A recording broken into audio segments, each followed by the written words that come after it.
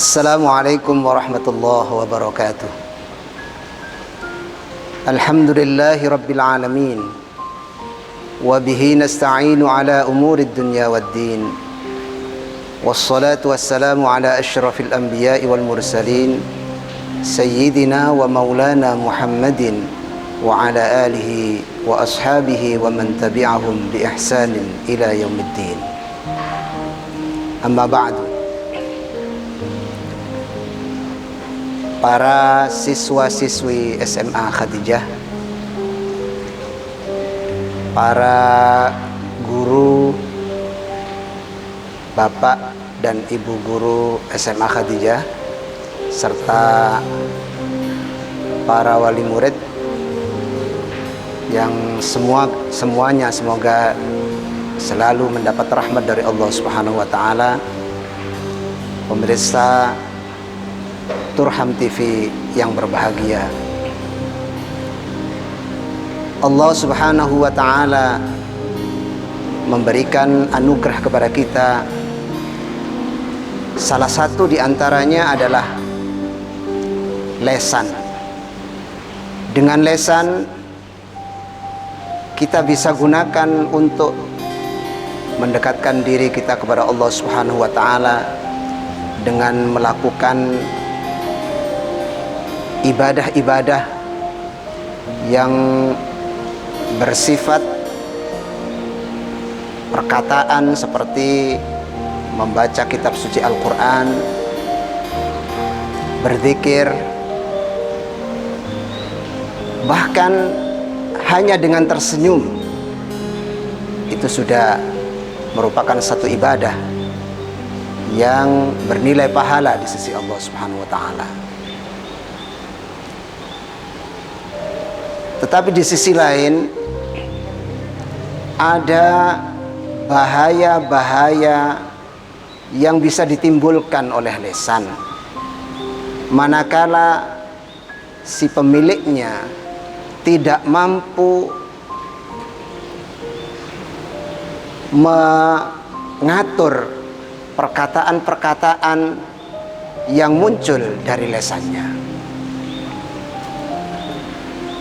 Kita teringat sabda baginda Rasulullah Muhammad sallallahu alaihi wasallam bahwa ada 5 perkara, 5 perbuatan yang bisa membatalkan atau menghilangkan pahala puasa.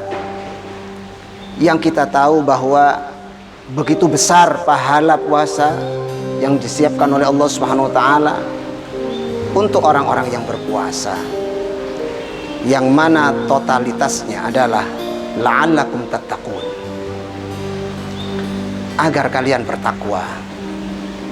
Rasulullah menyatakan dalam sabda beliau bahwa 5 hal itu, yang pertama adalah al-kadzibu, berbohong. Yang kedua al-ghibah atau menggunjing, membicarakan kejelekan orang lain. Yang ketiga an-namimah atau mengadu domba. Yang keempat al-yaminul kadzibah,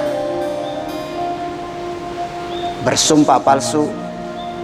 Sedangkan yang kelima adalah an-nadharu bisyahwatin, melihat dengan syahwat. Jika kita perhatikan 5 hal yang disabdakan oleh Rasulullah SAW yang bisa membatalkan atau menghilangkan pahala puasa itu, 4 diantaranya adalah dilakukan oleh lesan kita. Hal ini menunjukkan bahwa mewaspadai bahaya yang bisa ditimbulkan oleh lesan harus kita lakukan. Kita harus berhati-hati, jangan sampai ibadah-ibadah kita yang bernilai pahala besar itu kemudian hilang begitu saja karena kita tidak mampu memanage, mengatur kata-kata yang keluar dari lisan kita. Bahkan andai kata kita dizolimi oleh seseorang, dianiaya oleh seseorang, kita harus tetap menjaga lisan kita. Jangan sampai kita balas memaki atau sampai mendoakan jelek kepada orang tersebut. Kita teringat satu cerita yang dialami oleh seorang soleh dari Bani Israel yang bernama Bal'am.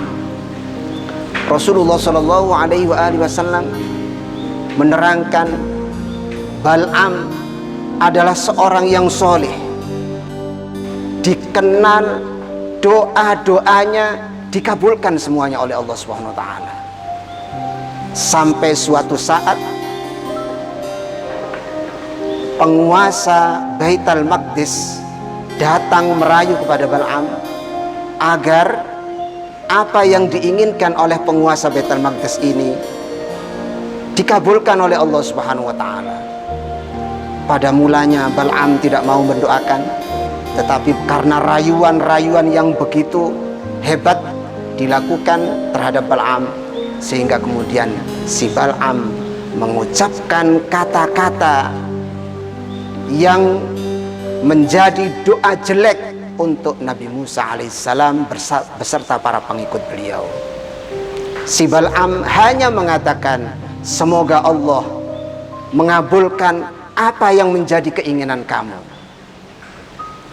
Allah Subhanahu wa Ta'ala memang mengabulkan doa Bal'am ini, sehingga Nabi Musa beserta para pengikut beliau tidak mampu masuk ke Baitul Maqdis karena doa dari si Bal'am ini. Tetapi di sisi lain Allah Subhanahu wa Ta'ala mengutus malaikat untuk mendatangi Bal'am, untuk menarik lidah Bal'am itu, sehingga lidah Bal'am menjulur seperti anjing, dan 3 hari kemudian dia mati dengan su'ul khotimah.